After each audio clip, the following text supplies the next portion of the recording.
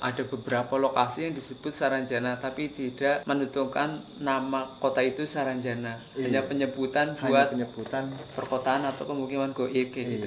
Tapi kebetulan yang di sini yang lagi viral Saranjananya tuh di Kalimantan. Mungkin Mas Gendur punya kisah atau cerita yang bisa di-sharing ke teman-teman, ke penonton kita yang udah sering nonton di channel Rodin Saputra dan acara Mas Gendur Podcast. Pengen diceritain Mas Gendur. Kalau untuk cerita yang di Kalimantan, kebetulan saya dulu pernah, tapi khususnya untuk yang pernah saya lihat, entah itu dari kasat mata atau yang secara nyata, itu umumnya kalau di daerah khususnya Pulau Jawa, ujung kulon sampai timur itu umumnya kebanyakan Saranjana kisah-kisah masa lalu. Kebanyakan orang-orang yang menikah atau dinikahi oleh perkampungan goib tersebut yang paling sering itu para pendaki. Tapi kebanyakan manusia yang sudah menikah dengan makhluk goib di Saranjana itu nggak bisa pulang. Apalagi sampai menikah, makan makanan di situ aja. Nggak bisa pulang. Halo teman-teman, jumpa lagi dengan saya Rodin Saputra bersama Mas Gendur di Mas Gendur Podcast. Kali ini agak mantep materinya teman-teman karena lagi viral di media sosial, terutama di TikTok dan sebagainya. Dan ini juga ada filmnya. Nanti kita akan bisik-bisik sharing-sharing bersama Mas Gendur tentang Saranjana. Langsung saja tanpa basa-basi, Mas Gendur, Saranjana itu apa Mas Gendur? Kalau dari yang saya tahu ya, yang namanya Saranjana itu kan istilah penyebutan untuk perkampungan goib atau perkampungan lelembut lah ya. Kurang lebihnya seperti itu yang namanya Saranjana. Bukan desa goib diberi nama Saranjana, itu bukan. Lebih tepatnya itu penyebutan untuk perkampungan atau perkotaan makhluk goib. Berarti yang dimaksud tuh tidak menentukan suatu lokasi di mana gitu ya. Kalau untuk lokasi sebenarnya enggak. Kalau dari yang saya dengar orang-orang tua dulu banyak sih yang nyebutin di gunung apa di hutan mana, di sana ada Saranjana. Nah, Saranjana itu kalau itu penyebutan sebuah nama desa goib, sepertinya bukan. Masa nama desa ini di sana ada, di sana ada, di sana ada gitu. Oh, ada beberapa lokasi yang disebut Saranjana tapi tidak menentukan nama kota itu Saranjana. Hanya penyebutan buat perkotaan atau pemukiman goib kayak gitu. Tapi kebetulan yang di sini yang lagi viral Saranjananya tuh di Kalimantan. Mungkin Mas Gendur punya kisah atau cerita yang bisa di-sharing ke teman-teman, ke penonton kita yang udah sering nonton di channel Rodin Saputra dan acara Mas Gendur Podcast. Pengen diceritain Mas Gendur. Kalau untuk cerita yang di Kalimantan, kebetulan saya dulu pernah dengar ya dari teman saya. Jadi dia punya teman bekerja di Kalimantan, di hutan pertambangan lah ya. Pada waktu itu kan pertambangan ilegal masih banyak banget di sana. Dan dia bekerja dengan menambang ilegal di sebuah hutan di Kalimantan. Teman saya kalau menambang di sana kan bikin grup ya. Grupnya 7 orang. Di sana kan bikin camp dari ya terpal dan apa seadanya di situ. Mereka sudah sering menambang di situ, terus pulang ke Jawa, berangkat lagi. Tapi pada suatu waktu teman dari teman saya itu berangkat ke lokasi tambang bertiga, cuman yang satu itu di belakang, agak jauh. Yang dua udah nyampe, padahal jaraknya nggak terlalu jauh. Biasanya kalau nyampe tempat tambangan sekitar jam 10 pagi. Iya, 10 pagi. Ditunggu-tunggu nyampe 1 jam, 2 jam, 3 jam kok nggak muncul-muncul. Iya, nggak muncul-muncul. Perasaan teman saya sih biasa lah, mungkin dia main kemana gitu, nggak jadi nambang. Dan nyampe sore di camp nggak ada, begitu malam juga nggak pulang-pulang, sampai 1 hari, 2 hari, 3 hari nggak pulang juga. Iya, nggak pulang juga. Otomatis teman saya curiga, ini anak kemana, karena 3 hari nggak pulang-pulang. Terus dia nemuin pemuka adat di situ, minta tolong karena dicari sana kemari nggak ketemu. Kepala adatnya kan datang tuh ke tempat camp. Kepala adat bilang nggak jauh dari sini ada Saranjana. Ada kemungkinan temen abang itu dibawa ke sana, diculik. Ya entah itu diculik entah itu karena sedang lewat ngelihat ada keramaian dia terus mampir, kan nggak tahu ya. Otomatis teman saya nanya kalau masuk ke sana bisa pulang apa enggak. Pemuka adat itu jawabnya orang yang sudah masuk ke situ dan sudah makan atau minum di situ biasanya susah untuk pulang. Biarpun bisa pulang biasanya cuman jasadnya. Iya, itu pun bukan jasad aslinya, cuman rekayasa mereka. Saya cuman sebatas membantu bernegosiasi barangkali bisa dipulangkan, tapi seandainya enggak ya paling-paling cuman jasadnya. Iya, jasadnya saja. Nah setelah itu kan ada ritual. Siang ritual, malamnya kurang lebih jam 8 lah, ada yang nemuin di parit. Iya, parit. Yang bikin aneh, parit sudah dilewatin, orang itu nyari di situ itu bukan cuman sekali, 2 kali, 3 kali, sampai 7 kali. Sudah berkali-kali. Sudah berkali-kali. Dan sebelumnya nggak ada. Itu yang aneh. Begitu ketemu ya, karena bukan jasad aslinya ya akhirnya dimakamin di sekitar situ saja. Oh, jadi nggak dibawa pulang? Enggak. Dari pihak keluarga, kalau dibawa pulang kan biayanya juga mahal. Iya, biaya mahal.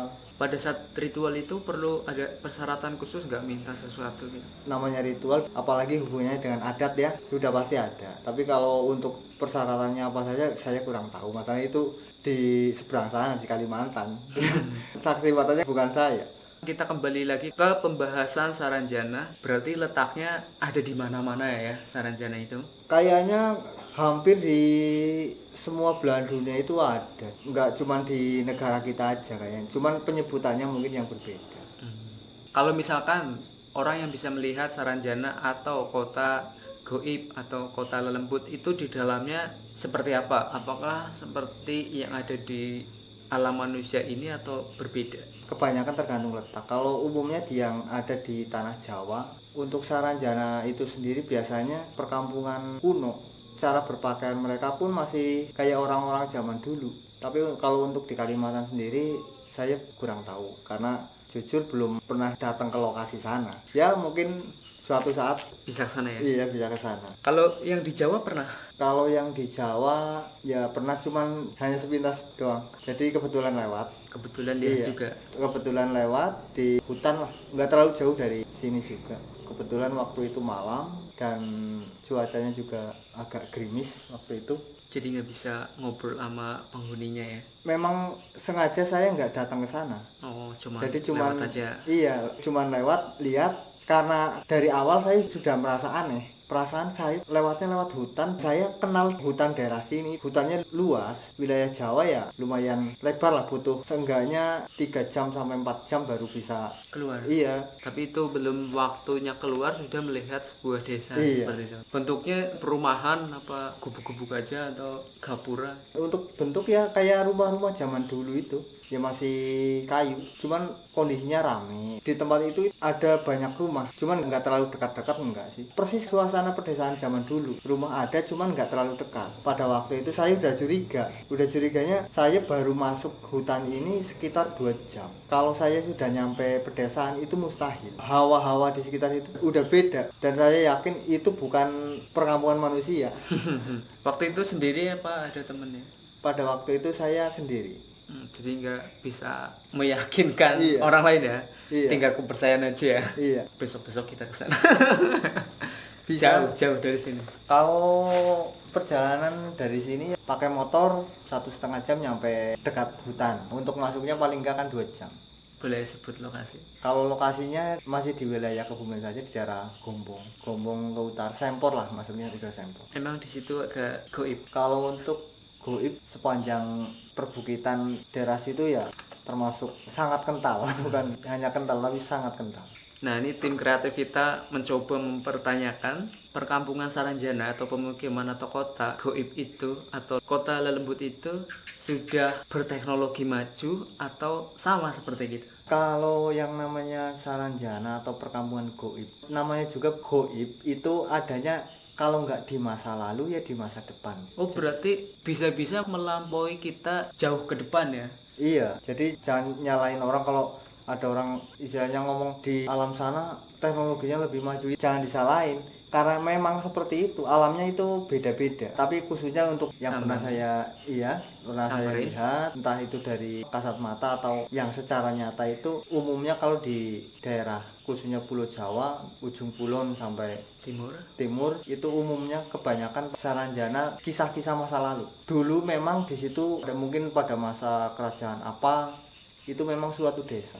Jadi kayak perkotaan goib itu mewakili masa lalu di mana masih kuno lah ya, belum ada teknologi yang maju. Kemudian apakah ada perbedaan dengan yang namanya kota hantu? Kota hantu itu ada atau enggak sebenarnya?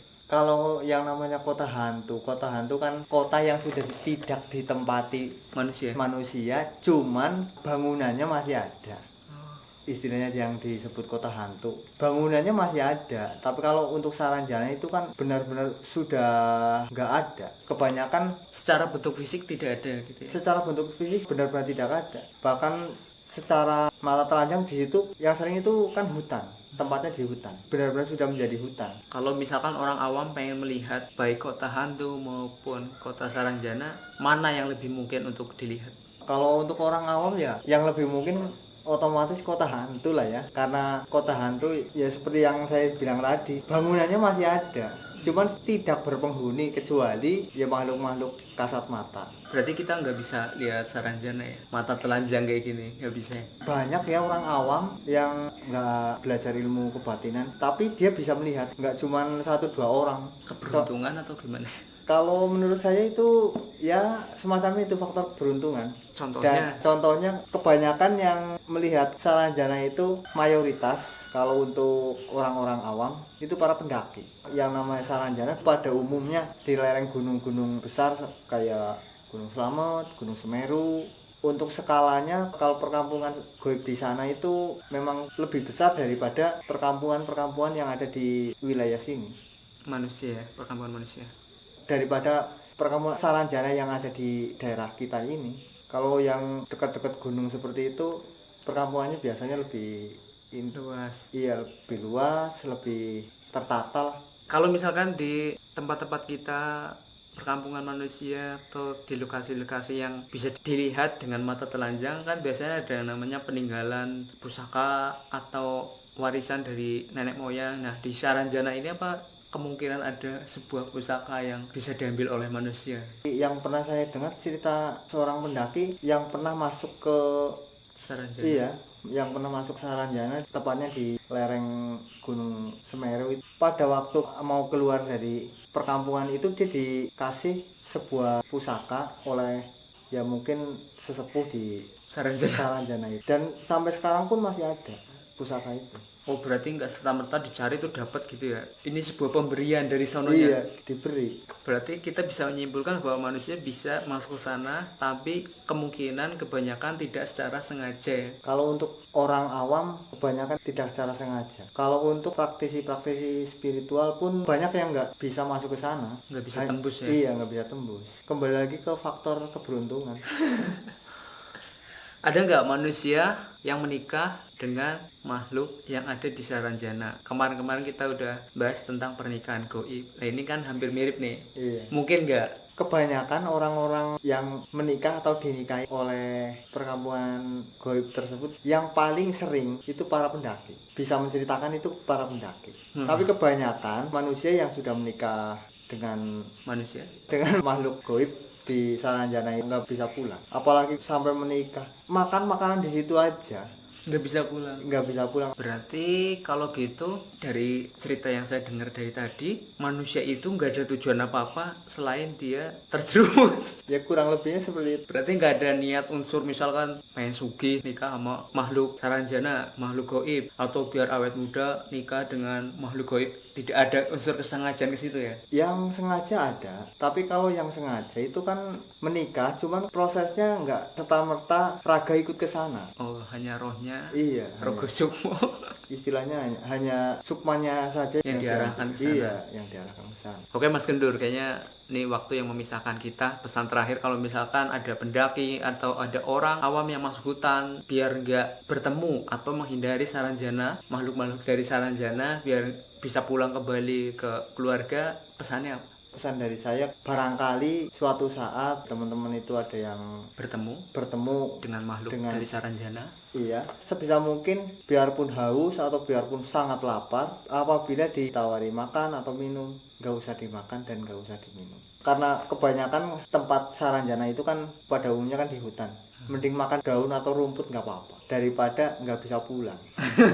Oke Mas Gendur, terima kasih. Semoga ceritanya menarik buat teman-teman dan semoga di episode ke-9 ini bermanfaat buat teman-teman. Semoga kita bisa lanjut di episode 10 dan kembali jalan-jalan. See you, bye.